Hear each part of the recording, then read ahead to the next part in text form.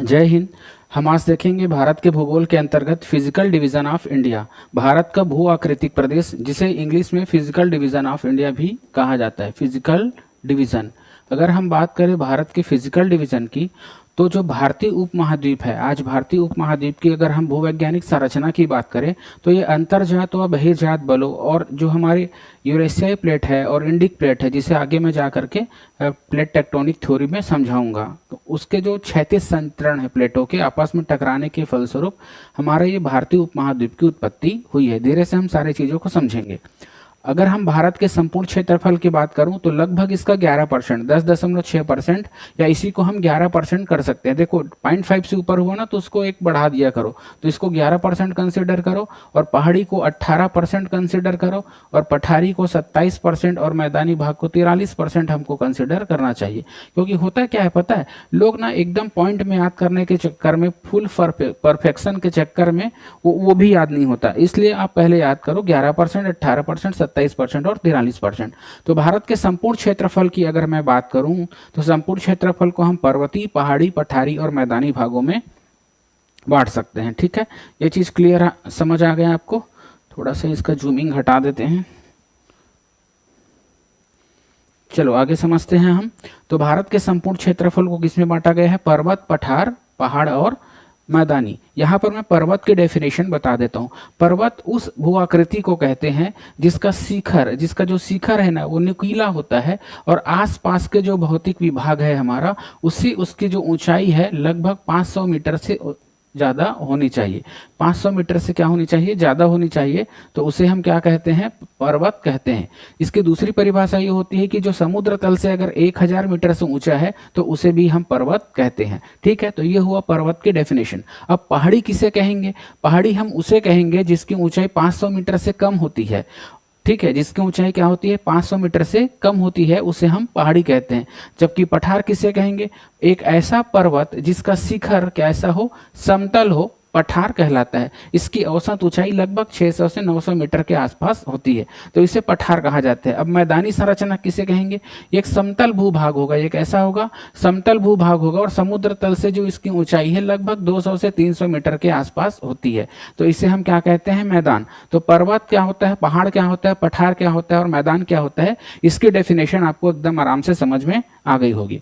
चलो अब हम देखते हैं, तो भारत की जो संरचना है, भारत की वर्तमान भौतिक भूभाग है, उसे हम उसकी हम जो संस्तरण है प्लेटों का जो विभाजन है, ठीक है, विवर्तनिक इतिहास है, और इसकी जो उच्चावची विशेषताओं में क्या आ जाता है? वही चीज पर्वत, पठार, मैदान, पहाड़, ये सब आ जाता है। और अपर्दन की प्रक्रिया, क्योंकि जैसे देखो अरावली है, तो उसको क्या है, राजस्थान में जो थार का मरुस्थल है, वहां से तेज हवाएं चलती है, तो काफी ज्यादा उसको क्या कर दी है? अपर्दत कर दी है। इसी प्रकार से जो हमारा पूर्वी घाट की पहाड़ी है, उसको भी हमारे जो नदियां हैं, जैसे कि महानदी है, गोदावरी नदी है, कृष्णा नदी है, कावेरी नदी, बहुत ज्यादा इसको क्या कर है? तोड़ दी है। तो यह अपर्दन हुआ ना। तो इन सब प्रक्रियाओं के फलस्वरूप हम भारत को 4 वृहद भौतिक प्रदेशों में बांट सकते हैं। वैसे तो इसको 4 वृहद और हम लगभग 20 मध्य स्तरीय और 58 उप स्तरीय या लघु स्तरीय भागों में बांटते हैं, लेकिन आपको सिर्फ याद रखना है 4 जो वृहद स्तरीय है उसको। तो 4 वृहद स्तरीय के अंतर्गत उत्तरी पर्वत आ जाता है, जिसे हम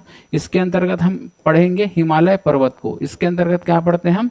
हिमालय पर्वत को। दूसरा आ जाता है वृहद मैदान, जिसके अंतर्गत हम गंगा का मैदान, ब्रह्मपुत्र का मैदान और पंजाब हरियाणा का मैदान, इन तीनों चीजों को पढ़ेंगे। प्रायद्वीपीय, उच्च भूमि और भारतीय तट एवं द्वीप। अब देखो यहाँ पर जो वृहद मैदान है, तो इस वृहद मैदान के अंतर्गत हम राजस्थान के मरुस्थल को भी इसी में पढ़ेंगे, क्योंकि जो राजस्थान का मैदान है ना, उसी में ही क्या आ जाता है? राजस्थान का मरुस्थल भी आ जाता है। तो यहाँ पर आपको मरुस्थल को भी इसी के अंतर्गत ही पढ़ना है।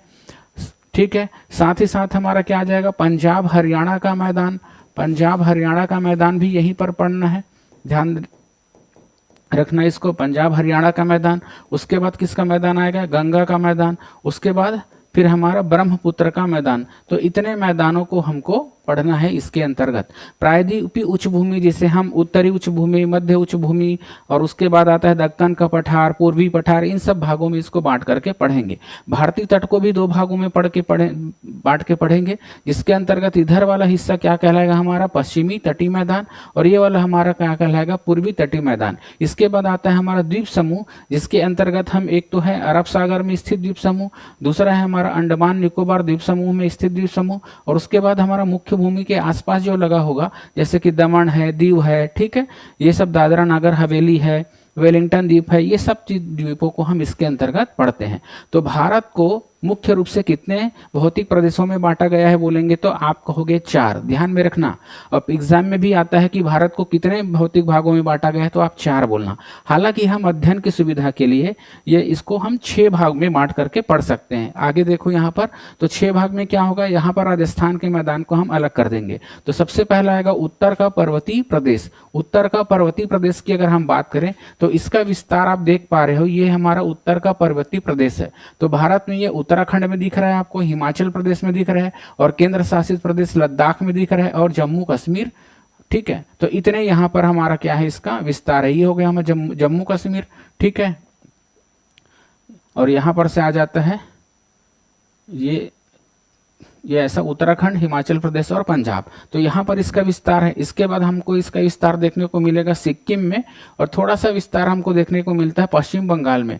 इसके बाद हमको पूर्ण अरुणाचल प्रदेश में विस्तार देखने को मिलेगा। इसके बाद हम नागालैंड नीचे उतरेंगे, फिर मणिपुर नीचे उतरेंगे, उसके बाद फिर मिजोरम और उसके बाद फिर हमको त्रिपुरा। तो यहाँ पर भी हमको इसका जो हिमालय रेंज है या उत्तर का पर्वतीय प्रदेश है उसका विस्तार देखने को मिलता है। तो अगर हम भारत के अंतर्गत कहें तो भारत के इतने राज्यों में हमको क्या मिलेगा, हिमालय का विस्तार है, जिसे हम उत्तर का पर्वतीय प्रदेश भी कहते हैं। इसे हम क्या कहते हैं, उत्तर का पर्वतीय प्रदेश कहते हैं। समझ में आ गया आप लोगों को। देखो इसको, तो मोटे तौर पर भारत को कितने खंडों में, 6 भू-आकृतिक प्रदेशों में बांटा गया है। पहला क्या बोलोगे, उत्तर का पर्वतीय प्रदेश, ये हमारा केंद्र शासित प्रदेश क्या हुआ, लद्दाख, यहाँ पर पड़ा ये।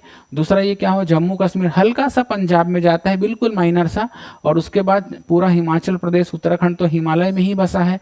उसके बाद हमारा सिक्किम आ जाएगा 6वें नंबर में, हल्का सा हमारे यहाँ पर पश्चिम बंगाल लगता है, पूरा अरुणाचल प्रदेश आ जाएगा। इसके बाद नागालैंड आ जाएगा, इसके बाद फिर हमारा मणिपुर आ जाएगा, इसके बाद फिर मिजोरम और उसके बाद फिर त्रिपुरा। तो भारत के 12 राज्यों में किसका विस्तार है, उत्तर के पर्वतीय प्रदेशों का विस्तार है। यहाँ पर जो अंडमान और निकोबार द्वीप समूह देख रहे हैं, ये भी हमारा जो ग्रेटर हिमालय है उसी का ही एक तरह से ये पार्ट है। समझ गए, ये ग्रेटर हिमालय का ही क्या समझोगे, इसको पार्ट समझोगे। तो ये चूंकि हमको यहाँ पर केवल भारत के अंतर्गत पढ़ना है इसलिए इसको स्किप कर रहा हूँ। उसी तरह से यहाँ पर हमारा जो ग्रेटर हिमालय है आगे जाकर सुलेमान और किरथर में जाकर के खुलता है और उसकी सुदूर दक्षिण सीमा बोलोगे तो ये हमारा जो क्या है यहाँ पर लक्षद्वीप है, ये भी हिमालय का ही पार्ट है। समझ आ गया। तो ये छटक के उधर चला गया है। तो हिमालय, उत्तर का पर्वतीय प्रदेश का विस्तार इस नक्शे में आपको समझ आ गया होगा। उसके बाद दूसरा नंबर है हमारा प्रायद्वीपीय पठार। तो प्रायद्वीपीय पठार को देखोगे तो यहाँ पर हमारा हिमाचल पर्वत पड़ता है, ये सॉरी अरावली पर्वत पड़ता है। कौन सी पर्वत, अरावली पर्वत। तो यहाँ पर इसका जो विस्तार है वो अरावली पर्वत बनाएगा। उसके बाद यहाँ पर नीलगिरी की पहाड़ी में दोनों पूर्वी घाट और पश्चिमी घाट आपस में मिलते हैं। ये जो एरिया मैं बना रहा हूँ, ये वाला एरिया, ये कहलाता है पेनिनसुलर प्लेटू रीजन, मतलब प्रायद्वीपीय पठार। आगे ये प्रायद्वीपीय क्या होता है इसको तो मैं डेफिनेशन बता दिया था, ठीक है। तो ये प्रायद्वीपीय पठार है और इनके दोनों के बीच में ही क्या पड़ता है हमारा, जिसे हम कहते हैं भारत का विशाल मैदान या उत्तर भारत का मैदान, उत्तर भारत का मैदान। तो ये हुआ हमारा पेनिनसुलर प्लेटू और उसको हम बाद में जाकर के इसको और कुछ कुछ खंडों में बांटेंगे, जैसे कि उत्तरी सेंट्रल हाईलैंड, जिसके अंतर्गत उत्तरी उच्च भूमि, मध्य उच्च भूमि, ये सब पढ़ोगे। इसके बाद पढ़ोगे तुम यहाँ पर पूर्वी का पठार पढ़ोगे, उसके बाद उत्तर दक्कन और दक्षिण दक्कन पढ़ोगे, ठीक है। तो दक्कन का पठार पढ़ोगे, इसी में तेलंगाना का पठार, कर्नाटक का पठार, तमिलनाडु का पठार, ये सब हमको इसके उप विभाग है। जैसे कि मैंने आगे कहा ना 58 भागों में बांटा गया है, तो धीरे धीरे वो 58 भाग आपको समझ आ जाएगा, लेकिन इसको काउंटिंग में आपको याद नहीं रखना है। तो इस चित्र के माध्यम से आपको ये समझ में आ गया ना कि उत्तर भारत का मैदान कहाँ पर है। तो जो ग्रीन कलर का इस नक्शे में जो दिख रहा है आपको, ये पूरा हमारा उत्तर भारत का मैदान है, उत्तर भारत का मैदान, ठीक। तो इसका विस्तार आप देख पा रहे हो कहाँ कहाँ है। एक तो हुआ हमारा पंजाब में, हरियाणा में, ठीक, यहाँ पर क्या पड़ेगा, पंजाब, हरियाणा और पूरी तरह हल्का सा उत्तराखंड भी लगेगा, उत्तर प्रदेश पूरा आ जाएगा, बिहार आ जाएगा हमारा, ये पूरा पश्चिम बंगाल देख रहे हो, और इधर हमारा असम। ठीक है, इन सब जगहों में हमको देखने को मिलता है नार्दर्न प्लेन, या इसी को हम कहते हैं उत्तर भारत का मैदान। समझ आ गया कौन कौन से राज्य बोला, ध्यान में रखो। एक तो हुआ हमारा पंजाब, हरियाणा, हल्का सा उत्तराखंड देवप्रयाग से, उत्तर प्रदेश आ जाएगा पूरा हमारा, उसके बाद बिहार, पश्चिम बंगाल और असम। ये पूरा का पूरा भाग क्या कहोगे, इसको उत्तर भारत का मैदान के अंतर्गत आता है।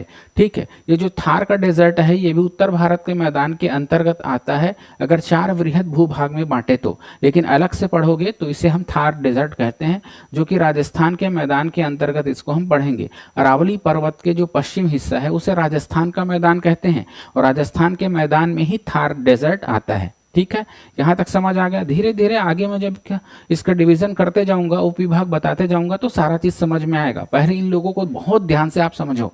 तो यहां तक समझ आ गया आपको, नार्दर्न प्लेन भी समझ आ गया।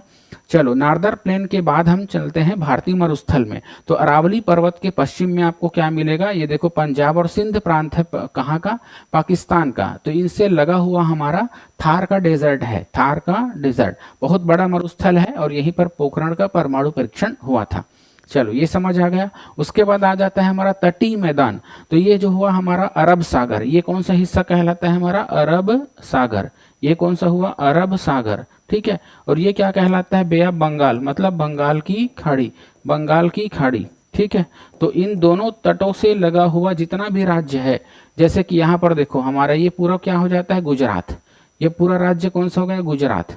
ठीक है, गुजरात के बाद यहाँ पर क्या मिलेगा आपको, महाराष्ट्र। इधर आ जाओगे तो गोवा मिलेगा, फिर उसके बाद कर्नाटक मिलेगा, उसके बाद फिर ठीक है केरल मिलेगा। केरल के बाद इधर से आएंगे तो हम तमिलनाडु मिलेगा, उसके बाद आंध्र प्रदेश, उसके बाद फिर उड़ीसा और पश्चिम बंगाल। तो इतने राज्यों के तटों पर क्या मिलेगा हमको, पूर्वी, यहाँ पर हमारा पूर्वी घाट आ जाता है। यहाँ पर कौन सी पहाड़ी आएगी, आगे हम जा करके पढ़ेंगे। यहाँ पर आपको पूरा देखने को मिलेगा पूर्वी घाट की पहाड़ी। ये कौन सी पहाड़ी है, पूर्वी घाट की पहाड़ी। और उसके बाद इधर देखने को मिलेगा आपको पश्चिमी घाट की पहाड़ी। तो पूर्वी घाट और पश्चिमी घाट के से लेकर के समुद्र तट है ना, ये पश्चिमी घाट हुआ, उससे लेकर के समुद्र तक का जो मैदान बनता है उसे हम क्या कहते हैं, तटीय मैदान। तो इसको पश्चिमी तटीय मैदान कहेंगे, क्योंकि भारत के पश्चिम में है। अभी डायरेक्शन तो आपको पता है, ये वाला क्या हो जाता है हमारा नॉर्थ, ये वाला क्या हो जाता है नॉर्थ, ये साउथ, ये वाला साउथ, ये वाला ईस्ट, ये वाला हमारा ईस्ट हुआ, और इसके बाद फिर क्या हो जाता है, ये वाला वेस्ट। तो भाई इस डायरेक्शन के हिसाब से क्या होगा, वेस्टर्न कोस्टल प्लेन हो जाएगा, और इसको हम क्या कहेंगे, ईस्टर कोस्टल प्लेन कहेंगे। मतलब पूर्वी तटीय मैदान इधर हो जाता है, और ये हो गया पश्चिमी तटीय मैदान। ठीक है, सबको समझ आ रहा है ना। ठीक है, समझ आना चाहिए हर चीज, ताकि क्लास में ही पूरा चीज रट जाए, तो घर में आपको प्रैक्टिस करने में ज़्यादा समय नहीं लगना चाहिए। और मैं जो बुक सजेस्ट किया हूँ आपको, आप वही किताब पढ़िए। देखो, हर किताब में कुछ ना कुछ गलतियां तो रहती है। किसी भी एक किताब को जब आप 100% कवर कर लेते हो तो ही आपको दूसरा बुक पढ़ना चाहिए। जो कि मेरे पास समय की कमी होती है, PDF रेडी करने में बहुत दिक्कत जाती है, इसलिए मैंने बुक को सजेस्ट कर दिया है। ठीक है, जैसे ही टाइपिस्ट हमको मिल जाता है तो हम PDF देने की कोशिश आपको करेंगे। तो भारत के 6 प्राकृतिक प्रदेश आपको समझ आ गया। और उसके बाद आता है द्वीप समूह, जो कि अरब सागर में स्थित द्वीप समूह, और अंडमान निकोबार द्वीप समूह, जो कि हमारा बंगाल की खाड़ी में स्थित है। तो इस प्रकार भारत को हम 6 प्राकृतिक प्रदेशों में बांट सकते हैं। तो जिसमें से सबसे पहले हम पढ़ेंगे उत्तर का पर्वतीय प्रदेश, या इसी को हम उत्तर तथा उत्तर पूर्व की पहाड़ियां भी कहते हैं। ठीक है, चलो, उत्तर की पर्वतीय प्रदेश की अगर हम बात करें तो आपको भारत का जो नक्शा है, ये भारत का फिजिकल मैप है। हालांकि इसमें आउटलाइन हम देने की कोशिश किए हैं, तो आपको तो दिख रहा होगा, समझने की कोशिश करना इसमें से बेहतर अच्छे से। तो यहाँ पर देखो, यहाँ पर जो हमारा हिमालय पर्वत है, या उत्तर पर्वत श्रेणियां, इसी को हिमालय पर्वत भी कहा जाता है। अगर मैं भारत में देखूं तो भारत में देखो ये वाला हिस्सा, थोड़ा सा पहले मैं इसकी आउटलाइन बनाऊं ताकि आपको समझ आ सके। ठीक है, मैं थोड़ा सा चटकार कलर से बनाने की कोशिश करता हूं, ताकि आपको इसका जो आउटलाइन है वो क्लियरली आपको समझ में आ सके। तो देखो, ये वाला जो हिस्सा है हमारा, ये कौन सा है हमारा, ये जम्मू कश्मीर। ये कौन सा है, ये जम्मू कश्मीर। तो ठीक है, जम्मू कश्मीर, और ये लद्दाख है ना, जम्मू कश्मीर और क्या बोलोगे, लद्दाख। तो ये हो जाता है हमारा जम्मू कश्मीर। इधर से हो गया हिमाचल प्रदेश, अब आपको क्लियर दिख रहा होगा अगर पहले नहीं दिख रहा होगा तो। और ये आ जाता है पंजाब। मैं इतने स्टेट को बना देता हूँ और यहाँ से तो क्लियरली दिख भी रहा है आराम से हमको। और इसके बाद ये आ जाता है उत्तराखंड और इधर से चालू हो जाता है हमारा नेपाल। तो मैं नेपाल को छोड़ करके उत्तराखंड तक बना देता हूँ, ठीक है। अब आप ध्यान से देखो, अब आपको चित्र में दिख रहा होगा। तो अब अगर चित्र में दिख रहा है तो यहाँ पर देखो, यहाँ पर जो हमारा क्या है, एक पर्वत पड़ती है जिसको हम कहते हैं नंगा पर्वत, ठीक है। इस देखो नाम से आप इसको जज मत करो भाई, नंगा पर्वत इसका नाम ही है। तो नंगा पर्वत बोलेंगे, या फिर सिंधु नदी जहां पर मुड़ती है, ठीक है, पाकिस्तान में लद्दाख से निकलने के बाद जब वो पाकिस्तान में मुड़ती है तो वहां पर एक गहरे खड्ड का निर्माण करती है, जो संसार का सबसे गहरा खड्ड या गर्त होता है। लगभग इसकी जो ऊंचाई है 5200 मीटर है। तो इसी को हम बुंजी गार्ज भी कहते हैं। तो हिमालय की जो अगर आप बात करोगे विस्तार की हम बात करें तो कहां से कहां तक आती है, तो पश्चिम में बुंजी गार्ज, या इसी को हम क्या कह सकते हैं, नंगा पर्वत से लेकर के पूर्व में नामचा बरवा की पहाड़ी तक। तो पहाड़ों के माध्यम से बता दिए भाई। इधर किसके माध्यम से बताया आपने, इधर बता दिया आपने नंगा पर्वत। तो नंगा पर्वत से लेकर के क्या बोल सकते हो, इधर नामचा बरवा पर्वत के बीच, ठीक है। नंगा पर्वत से नामचा पर्वत तक हिमालय का विस्तार आपको देखने को मिलेगा, ठीक है। भारत में अगर हिमालय की विस्तार बोलेंगे तो कहां से कहां तक देखने को मिल रहा है, ठीक है। ये देखो नंगा पर्वत से लेकर के पूरा ये जो है हिमालय पर्वत है, ये पूरा हिमालय पर्वत है। लेकिन आप देखोगे तो ये पूर्व की ओर, ठीक है, पूर्व की ओर बिल्कुल यहाँ पर एकदम से मुड़ा हुआ है। ये क्यों मुड़ा हुआ है, जब हिमालय की उत्पत्ति समझाऊंगा तो आपको समझ में आएगा। तो अब जब जहां से देखो ये हेयर बैंड मतलब बाल में बांधने वाले पिन की तरह क्या हुआ है, मुड़ा हुआ है ना। चूंकि ये पूर्व साइड में है इसलिए इसको पूर्व अक्ष संघीय मोड़ कहा जाता है। क्या बोलते हैं इसको, पूर्व अक्ष संघीय मोड़ कहा जाता है। इसमें थोड़ा गलत लिखा गया है, इसको क्या कहोगे, पूर्व अक्षी संघीय मोड़, पूर्वी, ठीक है, अक्ष संघीय मोड़ कहते हैं, ठीक है, अक्ष संघीय मोड़। इसी तरह से इधर भी पड़ेगा, ठीक, पूर्व अक्षी संघीय मोड़, ठीक है। यहां तक समझ आ गया।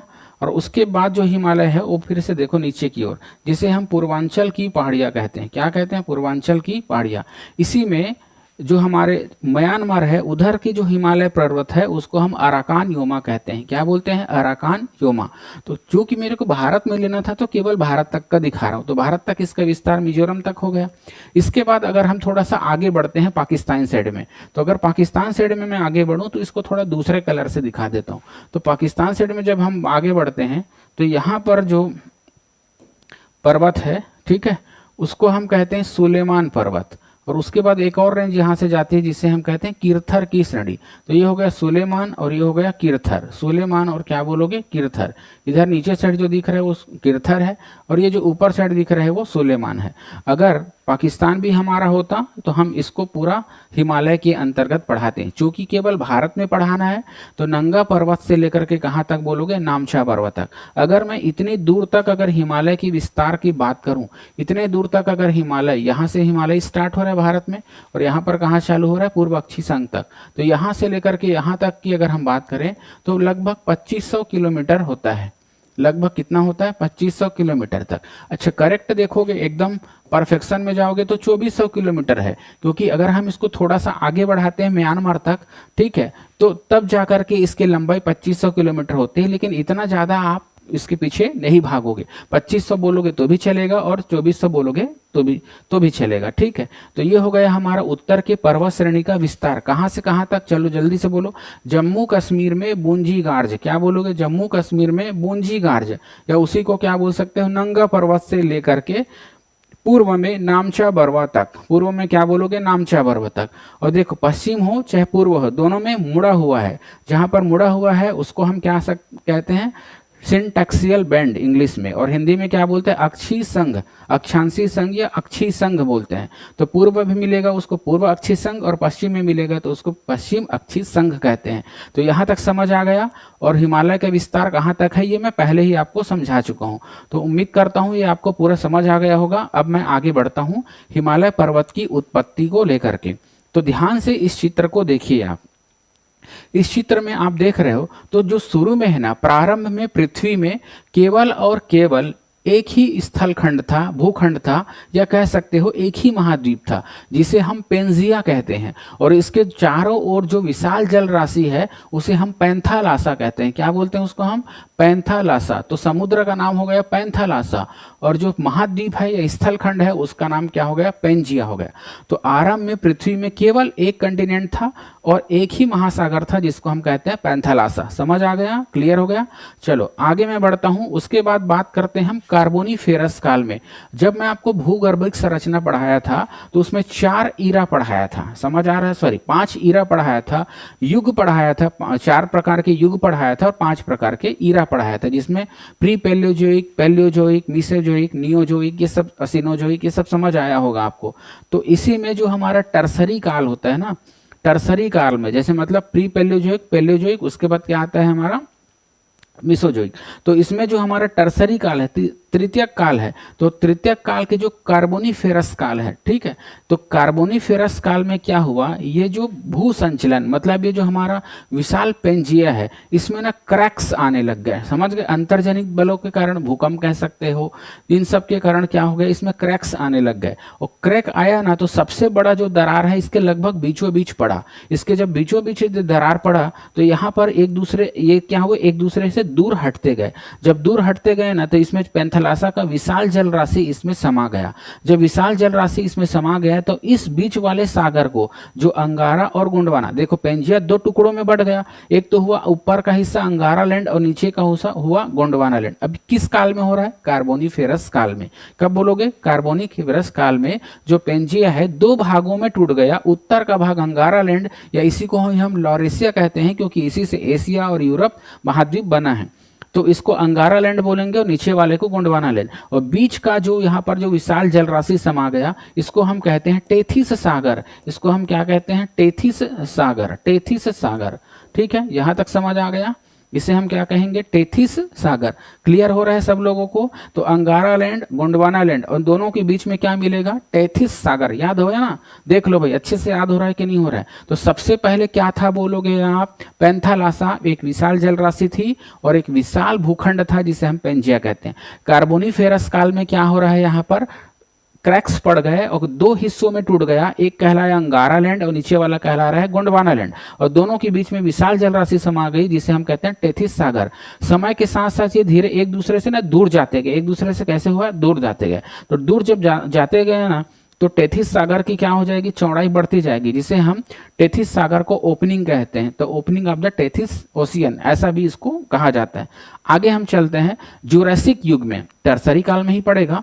तो जब मैं जुरासिक युग की बात करता हूं, तो ये जो हमारा जो पेंजिया है वो तो अंगारा लैंड और गोंडवाना में टूटा था। अब अंगारा लैंड किस में टूटा? देखो, तो जुरासिक काल में अंगारा लैंड टूट गया है हमारा किस में? इधर से देखो, यूरेशिया में। किस में टूट गया? यूरेशिया। और किस में टूटा है? उत्तरी अमेरिका। तो अंगारा लैंड से 2 महाद्वीप बनते हैं, उत्तरी अमेरिका और यूरेशिया। जबकि जो हमारा गोंडवाना लैंड है उससे एक तो हमारा टूटा, कौन सा बोलोगे? अफ्रीका। एक कौन सा टूटा? अफ्रीका। ठीक है, एक टूट गया दक्षिण अमेरिका। ये सब गोंडवाना लैंड का भाग है। एक हुआ हमारा अंटार्कटिका। एक कौन सा टूटा? अंटार्कटिका। एक है ओसेनिया, या उसी को ऑस्ट्रेलिया बोलते हो, और एक होता है हमारा भारत। तो इस प्रकार 7 विशाल प्लेटें हो गई। ठीक है, 7 विशाल प्लेटें हो गई। तो एक कौन सा हुआ? यूरेशिया, उत्तर अमेरिका, अफ्रीका, उसके बाद दक्षिण अमेरिका, अंटार्कटिका, ऑस्ट्रेलिया और भारत। भारत जो प्लेट है उसको हम इंडिक प्लेट कहते हैं। क्या बोलते हैं? इंडिक प्लेट कहते हैं। यहां तक समझ आ गया आपको? तो कार्बोनीफेरस काल में क्या हुआ है? जल्दी से बोलो। कार्बोनीफेरस काल में पेंजिया का 2 भागों में विभाजन हुआ। पहले उत्तरी भाग को अंगारा लैंड और दक्षिणी भाग को गोंडवाना लैंड। उसके बाद जुरासिक युग में क्या हो रहा है? जो अंगारा लैंड है वो 2 हिस्सों में बढ़ गया है, उत्तरी अमेरिका और यूरेशिया। और जो हमारा गोंडवाना लैंड है वो अफ्रीका, दक्षिण अमेरिका, अंटार्कटिका, ऑस्ट्रेलिया और भारत प्लेटों में बढ़ गया। नेक्स्ट मैं आगे चलता हूं इसके बाद। अब देखो, तो आरंभ में क्या हुआ? अंगारा और जो गोंडवाना है वो तो एक दूसरे से हटे, ये तो आपको समझा दिया हूं मैं। लेकिन उसके कई सालों बाद, ठीक है, ये एक दूसरे की ओर आना फिर स्टार्ट कर दिए। पहले क्या हुए थे, खसके थे, उसके बाद ये एक दूसरे की ओर आना स्टार्ट कर दिए, ठीक है, एक दूसरे की ओर गतिमान स्टार्ट हो गया। अब देखो, अब मैं बात करता हूँ यूरेशिया प्लेट की और इंडिक प्लेट की। तो इंडिक प्लेट किधर की ओर जा रहा है, यूरेशिया प्लेट की ओर जा रहा है। तो जब ये यूरेशिया प्लेट और इंडिक प्लेट थोड़ा सा पास आ गए, तो यहाँ से जो पर्वत, यहाँ पर पर्वत तो होगी ना भी, और यहाँ पर भी ऊंचाई वाले भाग हैं, तो यहाँ से जो नदियां हैं वो सब बह के कहाँ चली गई, ये इसी में चली गई, ठीक है। यूरेशिया की यहाँ की नदियां कहाँ चली गई, यहाँ। जब नदियां यहाँ पर जाएगी तो इस विशाल जल सागर को, जिसको हम टेथिस सागर कहते हैं, यहाँ पर बहुत सारे मलबा या अवसाद हो गए, और उसके बाद मलबा की एक बहुत मोटी परत यहाँ पर क्या हो गई, बिछ गई, बहुत ज्यादा क्या हो गई, बहुत मोटी परत यहाँ पर बिछ गई, कहाँ पर, टेथिस सागर में। और धीरे धीरे धीरे धीरे वो भाग क्या होने लगा, ऊपर उठने लगा। एक तो इंडिक प्लेट देखो ऊपर जा रहा है और यूरेशिया प्लेट नीचे आ रहा है, और साथ ही साथ मलबा क्या आ रहा है, ऊपर हो रहा है। मलबा ऊपर होगा, दबेगा तो कोई भी मलबा तो ऊपर होगा ही ना भाई।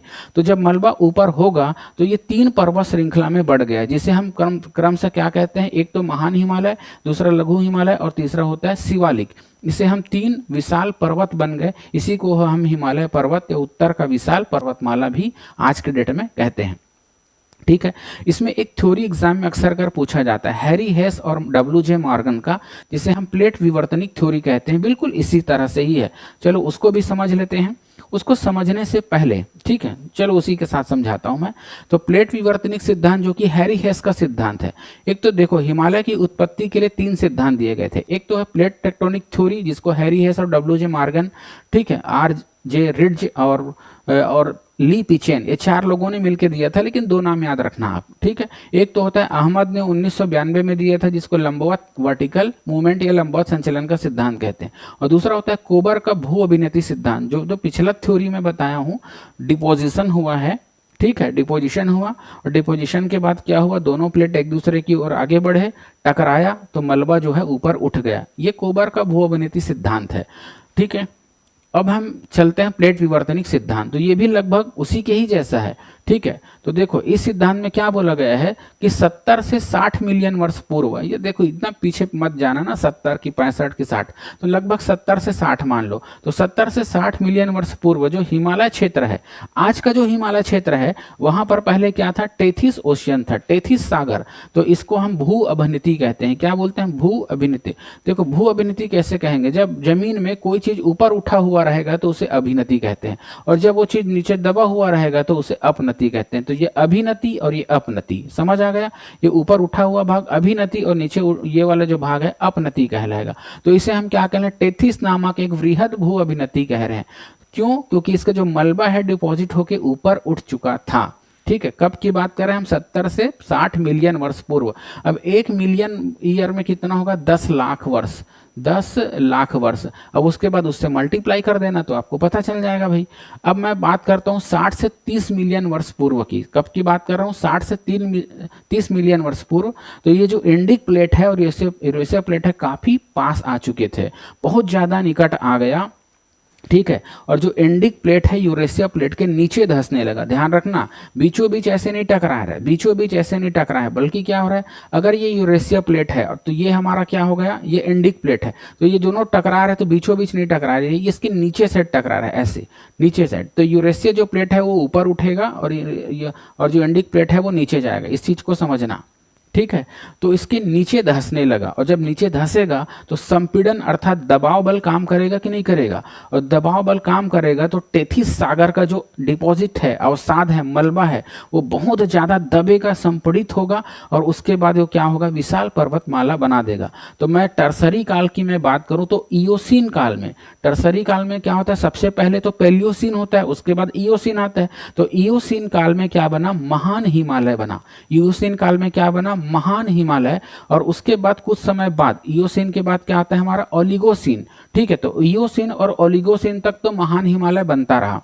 उसके बाद आते हैं हम मियोसीन काल में। तो मियोसीन काल में कौन सी संरचना तैयार हो गई, लघु हिमालय, लघु हिमालय। उसके बाद लास्ट में क्या आता है, प्लायोसीन, और प्लायोसीन का निर्माण होता है कब, शिवालिक के समय में, सॉरी, प्लायोसीन के समय में किसका निर्माण हुआ है, शिवालिक का। तो ये 3 पर्वत श्रृंखला है जिसे हम हिमालय पर्वत कहते हैं, ठीक है। तो इस तरह से आपको उत्पत्ति इसकी समझ आ गई। अब इसके नीचे देखो, यहाँ पर देखो तो ये वाली जो येलो कलर की है वो तो यूरेशिया प्लेट हो गई, और उसके बाद ये वाली जो हमको दिख रही है वो क्या हो गई, हमारा इंडिक प्लेट। तो ये हुआ इंडिक प्लेट और ये हुआ यूरेशिया प्लेट। तो देखो अब यूरेशिया प्लेट जब टकराया ना, तो इसके यूरेशिया प्लेट और ये जो हमारा इंडिक प्लेट है टकराया, तो इसके टकराने से पहले ये वाला भाग उठा हुआ था, ये वाला भाग क्या है, ऑलरेडी उठा हुआ था। ठीक है, तो और ऊपर उठ गया। तो ये जो हमारा ट्रांस हिमालय है वो यूरेशियाई प्लेट का ही पार्ट है, न कि देखो जो हमारा टर्सरी काल में है उससे पहले बन गया था कौन सा, ट्रांस हिमालय। और ट्रांस हिमालय किसका पार्ट है बोलोगे तो यूरेशियाई प्लेट का। जबकि महान हिमालय या जिसको ग्रेटर हिमालय, लेजर हिमालय और शिवालिक किसका पार्ट है बोलोगे तो ये है टेथिस सागर के मलबे से बना है। ध्यान में रखना इस चीज को। तो यूरेशियाई प्लेट का पार्ट कौन सा हुआ, ट्रांस हिमालय, और टेथिस सागर से क्या बना है, महान हिमालय, लघु हिमालय और शिवालिक। ये चीज समझ आ गया। महान हिमालय, लघु हिमालय, शिवालिक किससे बना है, टेथिस सागर से। इसीलिए टेथिस सागर को हिमालय का जन्म स्थान या गर्भगृह भी कहते हैं। तो समझ तो आ गया होगा। इसको फिर से एक बार देखो, कब बना है ये, टर्सरी काल में। अब टर्सरी काल, द्वितीयक काल, प्राथमिक काल, चतुर्थक काल क्या होता है ये मैं भूगर्भिक संरचना में पढ़ाया हूं। तो भूगर्भिक संरचना में जाकर के इसको देख लेना भाई, उसको फिर से नहीं बता सकता मैं भी, है ना। तो टर्सरी काल, जैसे हम तृतीयक काल में आएंगे तो तृतीयक काल को 5 कालों में बांटा गया है। ठीक है, तो सबसे पहले क्या होता है, पेलियोसिन। पेलियोसिन के बाद क्या आता है, इयोसिन। इयोसिन के बाद क्या आता है, ओलिगोसिन। और ओलिगोसिन के बाद क्या आता है, मायोसिन। और मायोसिन के बाद आता है प्लायोसिन। यहां तक समझ आ गया है भाई, क्या आता है हमारा, प्लायोसिन। ठीक, तो ये 5 काल है। तो जिसके इयोसिन और ओलिगोसिन में बना है महान हिमालय, और मायोसिन में बना है लघु हिमालय, और प्लायोसिन में बना है शिवालिक। प्लायोसिन में क्या बना है, शिवालिक। ठीक है, तो देखो ये यूरेशियाई प्लेट हुआ और ये हुआ महान हिमालय। तो यूरेशियाई प्लेट, ठीक है, या ट्रांस हिमालय कह सकते हैं फिलहाल हमको, क्योंकि यहां पर तो ट्रांस हिमालय बन गया। तो ट्रांस हिमालय और महान हिमालय के बीच में जो गर्त पड़ेगा, एक मैदान जैसी संरचना पड़ेगी। मैदान क्या ऊपर है तो पठार बोलेंगे, तो उसे हम इंडो सांगपो सचर जोन कहते हैं, ITSZ। इसका फुल फॉर्म क्या हुआ, इंडो सांगपो सचर जोन। तो ट्रांस हिमालय, इसको हम थोड़ी देर के लिए अब क्या पढ़ सकते हैं भाई, क्या कंसिडर करेंगे, ट्रांस हिमालय। तो ट्रांस हिमालय और महान हिमालय के बीच का जो स्पष्ट भूभाग है जो इन दोनों को अलग करता है, इंडो सांगपो सचर जोन कहलाता है। इसी प्रकार महान हिमालय और लघु हिमालय के बीच का जो भूभाग है उसे हम मेन सेंट्रल थ्रस्ट कहते हैं। क्या बोलते हैं इसको हम, मेन सेंट्रल थ्रस्ट कहते हैं। ठीक इसी प्रकार लघु हिमालय और शिवालिक के बीच का जो दोनों को अलग करने वाला भूभाग है वो कहलाता है हमारा मेन बाउंड्री फाल्ट। क्या कहलाता है, मेन बाउंड्री फाल्ट, याद रखना MBF। और उसी तरह से शिवालिक, और इसके बाद क्या आ जाएगा, इधर हमारा उत्तर का मैदान आ जाएगा, यह शिवालिक पर्वत कह सकते हो। तो इसे हम कहते हैं, क्या बोलते हैं इसको, Himalaya frontier fault. Himalaya frontier fault ये पेपर में पूछा जाता है, प्लीज इसको अच्छे से याद रखना। तो ट्रांस हिमालय और महान हिमालय के बीच क्या गया, ITSZ, मतलब इंडो सांगपो सचर जोन। और महान हिमालय और लघु हिमालय के बीच आ जाता है, क्या बोलोगे इसको, मेन सेंट्रल थ्रस्ट, मुख्य सीमांत, मुख्य मध्य थ्रस्ट, गर्त भी बोलते हैं उसको। MBF, मेन बाउंड्री फाल्ट, किसके मध्य, लघु हिमालय और शिवालिक के बीच। और शिवालिक और मैदान के बीच में जो उत्तर का मैदान है या इंडिक प्लेट है उसके बीच में क्या पड़ेगा, HFF, मतलब हिमालयन फ्रंटियर फाल्ट। यहां तक समझ आ गया, इसको समझना बहुत जरूरी था। ठीक है, अब देखो उत्तर की ओर जो हमारा इंडिक प्लेट खिसका है ना, ठीक है, तो यूरेशियाई प्लेट से जब टकराया ये, तो एकदम बिल्कुल उत्तर नहीं था। अगर हम बात करें तो जैसे ये हमारा क्या हो गया, यूरेशियाई प्लेट हो गया, और उसके बाद हमारा भारत है, ये हमारा क्या हो गया, इंडिक प्लेट हो गया। ठीक है, इंडिक प्लेट की अगर मैं बात करूं तो ये एकदम से उत्तर की ओर नहीं टकराया, बल्कि ऐसे तिरछा टकराया है, नॉर्थ ईस्ट की ओर टकराया है, ऐसे तिरछा टकराया है। ठीक है, ध्यान में रखना, ये ऐसे तिरछा टकराया है। जब ये तिरछा टकराया तो इसका जो बल है, बल, ठीक है, ये इस ओर ज्यादा लगा, क्योंकि इधर से चिपका और इधर बहुत जोर से इसमें टकराया। तो जब जोर से इसमें टकराया ना, तो जोर से जब टकराएगा, स्पीड से टकराएगा, तो वहां का जो मलबा को ज्यादा दबाएगा, और ज्यादा दबाएगा तो उसकी ऊंचाई बढ़ जाएगी। इसीलिए हिमालय के पूर्व साइड में ऊंचाई ज्यादा मिलती है। अब बताओ मेरे को, माउंट एवरेस्ट किधर है, पूर्व में है। कंचनजंगा किधर है, पूर्व में है। समझ आ गया ना भाई। तो यहाँ पर क्या हो गया, हमारा ऊंची ऊंची पर्वत श्रृंखला मिलती है। ठीक, तो ये वाले भाग में ऊंचाई ज़्यादा मिलेगी, लेकिन हिमालय की जो चौड़ाई है इधर वो कम हो जाएगी। लेकिन अगर मैं बात करूं इस वाले साइड की, पश्चिम वाले में, तो यहाँ भी टकराया है, तो जो लास्ट वाला है वो तो तेज से टकराएगा। तो वहां पर हमको देखो काराकोरम दिख जाता है, केटू, गाडविन, अस्टिन, नंगा पर्वत जैसे ऊंची ऊंची श्रृंखला मिल जाती है। लेकिन यहाँ पर क्योंकि टकराने की स्पीड कम थी, इसलिए यहाँ पर चौड़ाई ज्यादा है। तो यहाँ पर चौड़ाई हिमालय की ज्यादा है और यहाँ पर चौड़ाई हमारे हिमालय की कम है। तो ये कॉन्सेप्ट भी आपको समझ आ गया होगा, क्योंकि कथन कारण में इस तरह के प्रश्न पूछे जा सकते हैं। अगर मैं चौड़ाई की बात करूं टकराने के बाद, ठीक है, तो यहाँ पर जो हिमालय की चौड़ाई है लगभग 500 किलोमीटर आता है, जबकि यहाँ पर हिमालय की चौड़ाई लगभग 200 किलोमीटर आता है। तो ये समझ आ गया होगा हम आप लोगों को, ठीक है। तो ये सारा चीज हम समझ लिए, हिमालय की उत्पत्ति समझ लिए। अब हिमालय का प्रादेशिक विभाजन देख लेते हैं, ठीक है। तो हिमालय की अगर हम प्रादेशिक विभाजन की बात करें तो हिमालय को हम, ठीक है, कई प्रकार से बांट सकते हैं। हिमालय का पर्वतीय प्रदेश, क्या बोलोगे, हिमालय का पर्वतीय प्रदेश, या इसी को हम क्या बोल सकते हैं, उत्तर का विशाल पर्वत। कई तरीके से है ना, एक तो हिमालय का पर्वतीय प्रदेश हुआ, या फिर क्या बोल सकते हैं, उत्तर का पर्वतीय प्रदेश, ऐसा भी कहा जाता है ना भाई, उत्तर का पर्वतीय प्रदेश। तो आप कंफ्यूजन मत होना, सब एक ही चीज है, उत्तर का पर्वतीय प्रदेश। या फिर इसको हम कहते हैं उत्तर तथा उत्तर पूर्व, क्योंकि नॉर्थ ईस्ट में है हमारा जो पूर्वांचल की पहाड़ी है, उत्तर पूर्व पर्वत श्रृंखला, ऐसा भी कहा जाता है। सब एक ही चीज है, ठीक है, सब क्या है, एक ही चीज है। तो हम कंप्लीटली इसको हम 3 भागों में बांट करके पढ़ेंगे। तो सबसे जो पहला वाला जो भाग है वो हमारा क्या कहलाएगा, वो कहलाएगा हमारा ट्रांस हिमालय। ट्रांस हिमालय जो कि हिमालय से पहले बना है और ये यूरेशिया प्लेट का पार्ट है। दूसरा होता है हमारा हिमालय जो हमारे भारत के अंतर्गत आता है, और तीसरा होता है पूर्वांचल की पहाड़ियाँ, ठीक है, पूर्वांचल की पहाड़ियाँ। इसे भी हम कई उप विभागों में बांट सकते हैं, जिससे आपको और अच्छे से समझ आएगा।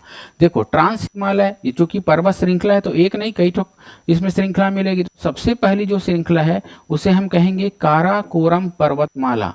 उसके बाद काराकोरम के ठीक नीचे हमको मिलता है लद्दाख के नीचे हमको मिलता है जास्कर। तो इसके 3 सीरीज है भाई। इसके कितने सीरीज है बोलेंगे तो बोलोगे 3। जबकि हिमालय का कितना हो जाएगा, एक तो हो गया हमारा महान हिमालय, उसके बाद हो जाता है हमारा लघु हिमालय, उसके बाद हो जाता है हमारा शिवालिक। इसे कई नामों से जाना जाता है, वो धीरे धीरे आगे हम बताएंगे। और उसके बाद पूर्वांचल की पहाड़ी में जो देखोगे ना, तो एक तो आता है हमारा पटकाई ब्रूम की पहाड़ी। क्या बोलोगे, पटकाई ब्रूम, जो कि हमें नामचा पर्वत के नीचे अरुणाचल प्रदेश में ही देखने को मिलेगा, पटकाई ब्रूम। उससे नीचे तो नागालैंड मिलता है, तो नागालैंड की पहाड़ी क्या मिलेगा आपको, नागालैंड की पहाड़ी। नागालैंड से नीचे उतरोगे तो क्या आएगा, मणिपुर की पहाड़ी। नागालैंड में ही आपको सरामती पहाड़ मिलेगा, चोटी जो उसकी सबसे ऊंची चोटी है। मणिपुर है जहां पर आपको ब्लू माउंटेन मिलेगा। उसके बाद फिर आ जाएगा हमारा मिजोरम की पहाड़ी, और साइड में आ जाएंगे त्रिपुरा में। तो त्रिपुरा में भी हिमालय के विस्तार है, जिसे त्रिपुरा की पहाड़ी कहते हैं। अगर मैं बात करूं भारत से बाहर म्यांमार की, किसकी, म्यांमार की, तो इसे यहाँ पर अराकान योमा कहा जाता है। अराकान योमा की पहाड़ी कहा जाता है, किसे, ग्रेटर हिमालय को या फिर हिमालय को। तो हिमालय पूर्वांचल की पहाड़ी भी हिमालय का ही पार्ट है, समझ गए। तो इस तरह से देखो, इसे 3 सीरीज में बांटते हैं, ट्रांस हिमालय और पूर्वांचल की पहाड़ियां। ट्रांस हिमालय में पहला कौन सा हुआ, काराकोरम, दूसरा लद्दाख और तीसरा जास्कर। हम अभी ट्रांस हिमालय को कवर करते हैं, ठीक है। इसके बाद फिर हिमालय को कवर करेंगे, उसके बाद फिर पूर्वांचल की पहाड़ी को कवर करेंगे। धीरे धीरे एक एक करके करेंगे, ताकि भारत का फिजिकल डिवीजन आपको समझ आएगा, तभी आप भारत की जलवायु को समझ पाओगे, संपूर्ण चीजों को समझ पाओगे, निबंध लिख पाओगे, सभी चीजों में काम आएगा। तो ये बहुत ही सेंसिटिव क्लास है, मैं इसमें हड़बड़ी किसी भी सूरत में नहीं कर सकता, इसलिए आराम से पढ़ा रहा हूं। तो सबसे पहले हम ट्रांस हिमालय को पढ़ते हैं, ठीक है। तो देखो ट्रांस हिमालय को 33 हिमालय भी कहा जाता है। क्या हिमालय कहा जाता है? टेथिस हिमालय। क्योंकि इसका पूरा भाग ही तिब्बत में है इसलिए इसको तिब्बत हिमालय, और हिमालय के उस पार है इसलिए इसको पार हिमालय भी कहा जाता है। ट्रांस का हिंदी ही होता है पार हिमालय, तो इसके अन्य नाम हो गए। अब बात आती है इसके निर्माण की, तो हम डिस्कस तो कर चुके हैं, फिर भी देखो तो ट्रांस हिमालय यूरेशियाई प्लेट का हिस्सा है। किसका हिस्सा है? यूरेशियाई प्लेट का हिस्सा है, और इसका निर्माण हिमालय से पूर्व हो चुका है टर्सरी काल में। तो जब जीवाश्म युक्त जो सागरी चट्टान है, जो टेथिस सागर था, और जो हमारा क्या था, हमारा यूरेशियाई प्लेट है, तो चट्टान के डिपॉजिट है वो उसके ऊपर उठने से ही हुआ है। तो इसे हम कहते हैं क्या? ट्रांस हिमालय। तो इस तरह से इसकी उत्पत्ति हुई है हिमालय से पूर्व। अगर मैं इसकी बात करूं इसकी विस्तार की, ठीक है, इसकी विस्तार की, तो उत्तर पश्चिम से दक्षिण पूर्व में, तो उत्तर पश्चिम में हमें काराकोरम मिलेगा। क्या मिलेगा? काराकोरम। उत्तर पश्चिम में हमें काराकोरम से लेकर के दक्षिण पूर्व में तिब्बत तक इसकी विस्तार लगभग 1000 किलोमीटर है। तो आप एकदम इसकी लंबाई के पीछे मत भागो। अगर इसकी मैं एवरेज हाइट की बात करूं तो 4000 मीटर है, और अगर चौड़ाई की बात करूं तो एवरेज चौड़ाई की बात करूं तो 250 किलोमीटर है। ठीक है, इसकी सर्वोच्च चोटी है केटू, या इसी को हम गाडविन आस्टिन कहते हैं, जो कि काराकोरम सीरीज के अंतर्गत ही पड़ेगा। ठीक है, आगे उसको भी देखेंगे काराकोरम को। केटू उसको कहते हैं। इसी में हमको काराकोरम श्रेणी में एक और पर्वत मिलती है, गारसे ब्रूम। गारसे ब्रूम ये भी काफी ऊंची पर्वत श्रृंखला है। ठीक है, दोनों का दोनों काराकोरम सीरीज में मिलेगा। अब मैं ट्रांस हिमालय के कितने उप विभाग है तो हम डिस्कस क्या किए थे? एक तो है हमारा काराकोरम, दूसरा है लद्दाख, तीसरा है जास्कर, और चौथा है कैलाश सीरीज। लेकिन इसमें काराकोरम, लद्दाख और जास्कर तो भारत में पड़ता है, लेकिन कैलाश तिब्बत में पड़ता है, और यहीं पर हमारे शिव जी विराजमान है। ठीक है, इसको मैं अच्छे से और समझा दूंगा आपको चित्र के थ्रू। ठीक है, तो ये हुआ हमारा ट्रांस हिमालय। एक हम इमेज ले लेते हैं यहाँ पर, जिससे आपको समझाने में सुविधा हो। ये हम कश्मीर का एक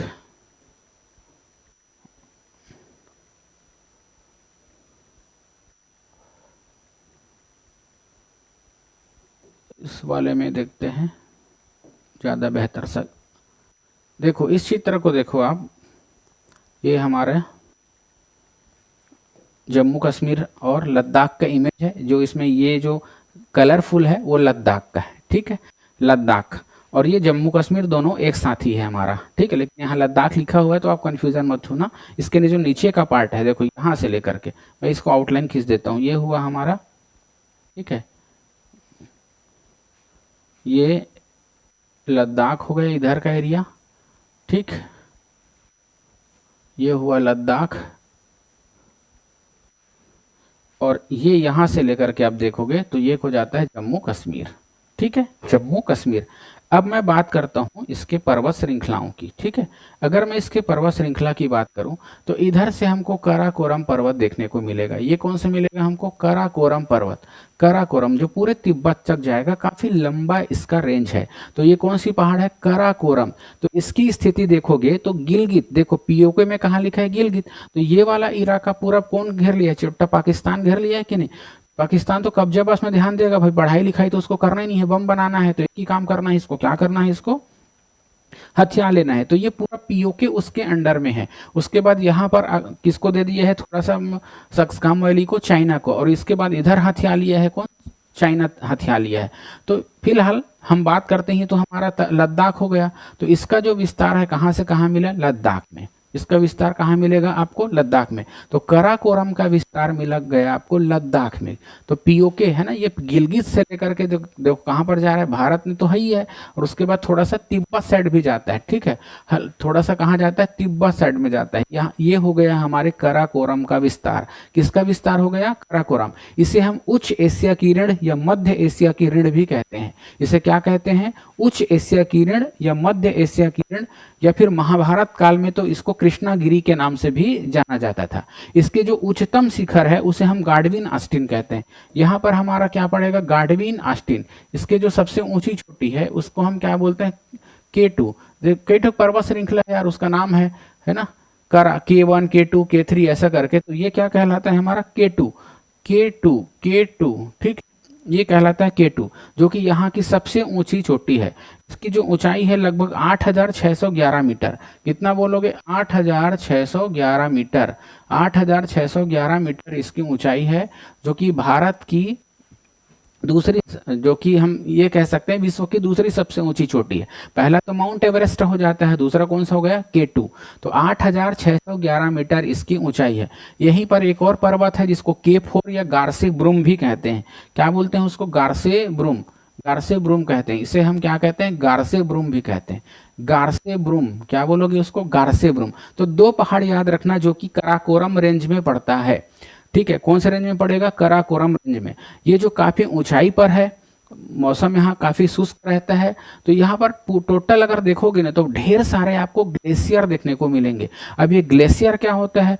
बर्फ का विशाल खंड होता है, बड़े बड़े भूभाग होते हैं, जिसे हम क्या कहते हैं? हिमनद, या उसको हम क्या कहते हैं इंग्लिश में? ग्लेशियर। तो यहाँ पर कई सारे हमको ग्लेशियर मिलेंगे। कई सारे हमको यहाँ पर क्या मिलेगा? ग्लेशियर मिलेगा। जैसे यहाँ पर आपको मिल जाएगा ब्याफो ग्लेशियर, बालतोरो ग्लेशियर, चोंगोलुंगमा ग्लेशियर। ठीक है, सियाचिन, यहाँ पर आपको क्या मिलेगा? सियाचिन ग्लेशियर मिल जाएगा। ठीक है, ये देखो यहाँ पर जो K2 की एक्चुअल पोजीशन है यहाँ पर दिखा रहा है। और रीमो ग्लेशियर मिल जाएगा। तो बहुत सारे यहाँ पर क्या है आपको ग्लेशियर मिलते हैं।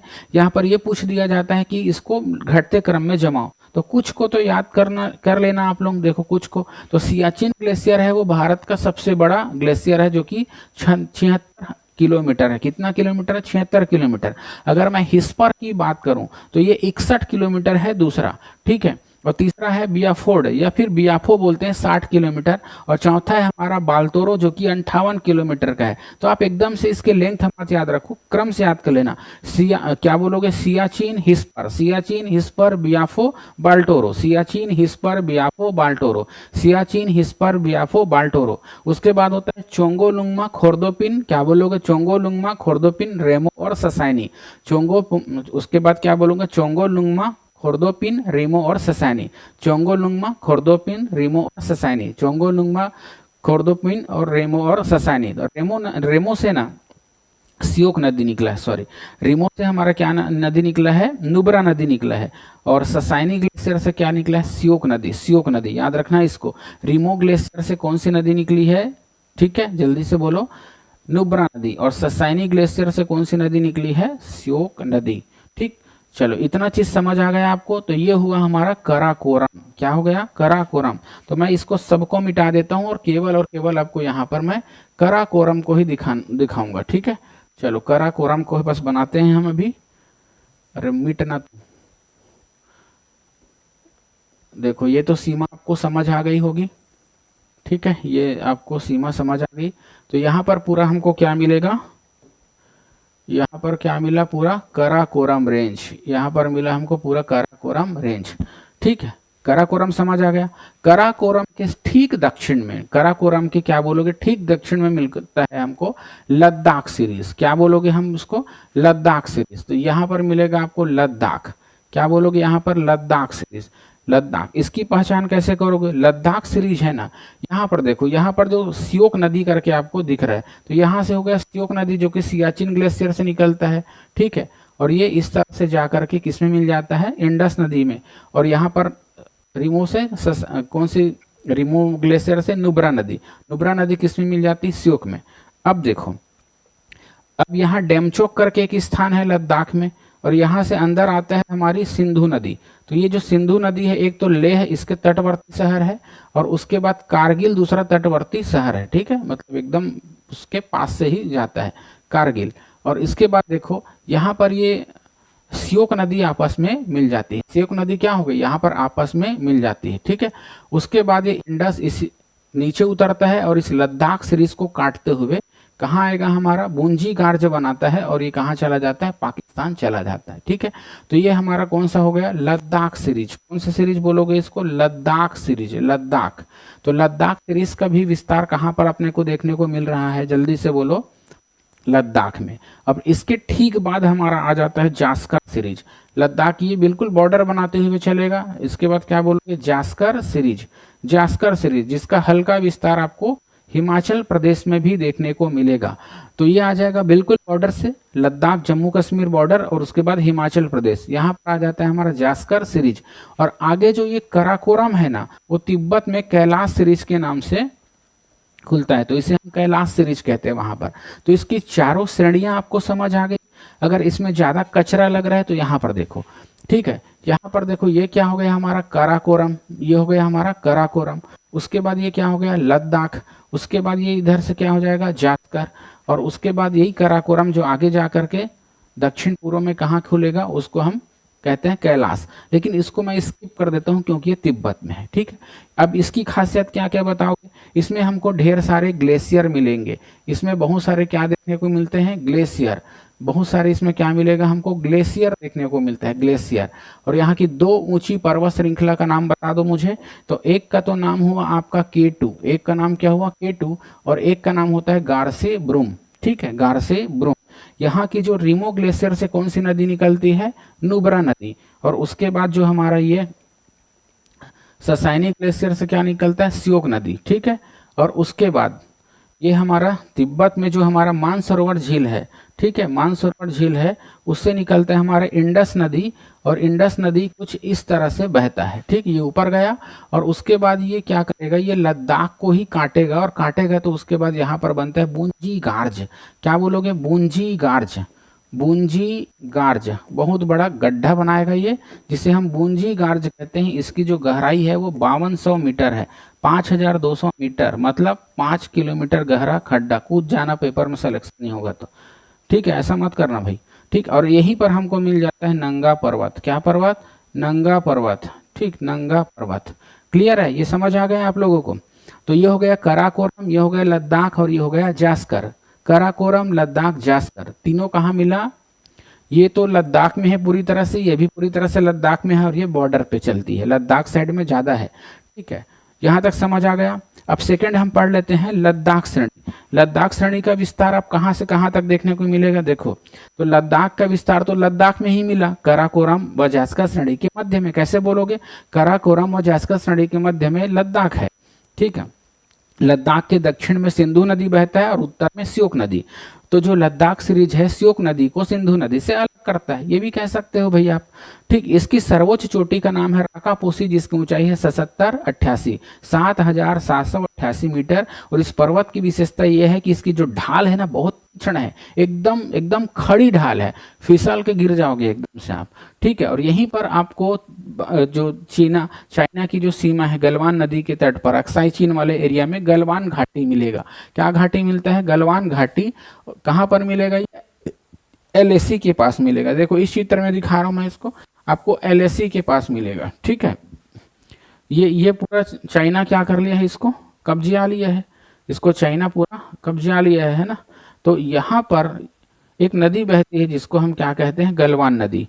तो गलवान नदी के तट पर हमको जो क्या मिलेगा, घाटी मिलेगा, उसी को ही कहते हैं गलवान घाटी।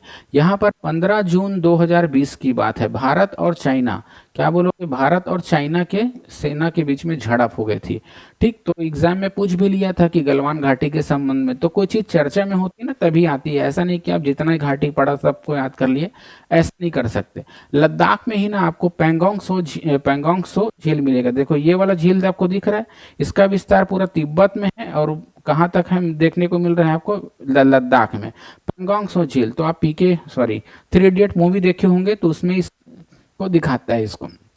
यहां तक समझ आ गया।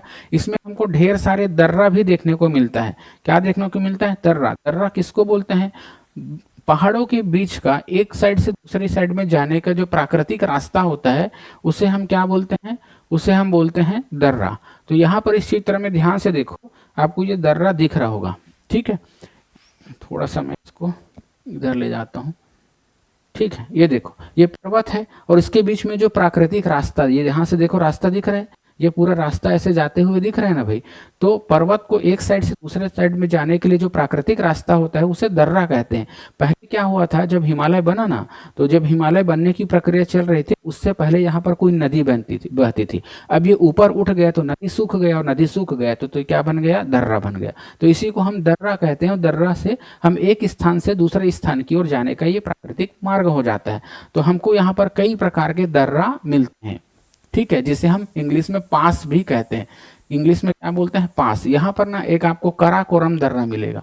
क्या दर्रा मिलेगा? कराकोरम। तो कराकोरम से कहाँ जाएंगे? तो इंडिया आ गए हम इधर, समझो।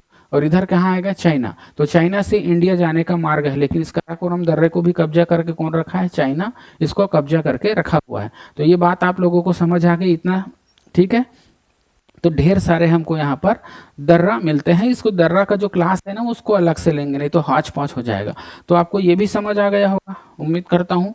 तो आपको ये कराकोरम समझ आ गया होगा और लद्दाख सीरीज समझ आ गया होगा। ठीक है, आगे बढ़ते हैं। कराकोरम लद्दाख के बाद क्या आ जाता है? हमारा जास्कर। कराकोरम लद्दाख के बाद क्या आ जाता है? जास्कर। तो जास्कर में कोई बहुत ऊंची पर्वत वाली कोई बात नहीं है यहाँ पर, बस याद रखना ये कहाँ पर मिलेगा। ये तो हो गया जास्कर, और इसके बाद हमारा आ जाएगा इधर नीचे।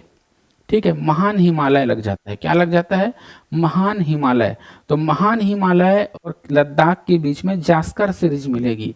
क्या बोलोगे? जास्कर सीरीज मिलेगी। तो जास्कर सीरीज का विस्तार कहाँ से मिलता है? जम्मू कश्मीर लद्दाख से लेकर के हिमाचल प्रदेश तक आता है। ये कहाँ तक आता है?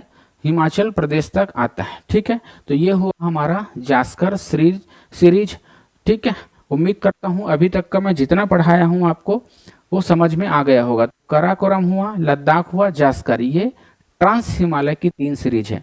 कल की क्लास में हम देखेंगे कौन सी हिमालय? हिमालय जिसके अंतर्गत ग्रेटर हिमालय, लेजर हिमालय और शिवालिक का डिवीजन करेंगे, क्लासिफाइड करेंगे हम। आज जितना भी चीज पढ़ाया हूँ मैं बहुत रिसर्च करके पढ़ाया हूँ, उतना ही चीज है जो आपके एग्जाम में आएगा, ना उससे ज्यादा है ना ही उससे कम है। ठीक है, तो प्लीज आप लोग इसको अच्छे से पढ़िए, याद करिए। जो भी बुक आपको सजेस्ट किया गया है, आप के पास जो कोई भी बुक है आप उसके ऊपर विश्वास रखिए और उसे पढ़िए। मैं आपको पढ़ा दिया उसका, वो आपको बहुत ज़्यादा सपोर्ट करेगा। मिलते हैं कल की क्लास में। जय हिंद।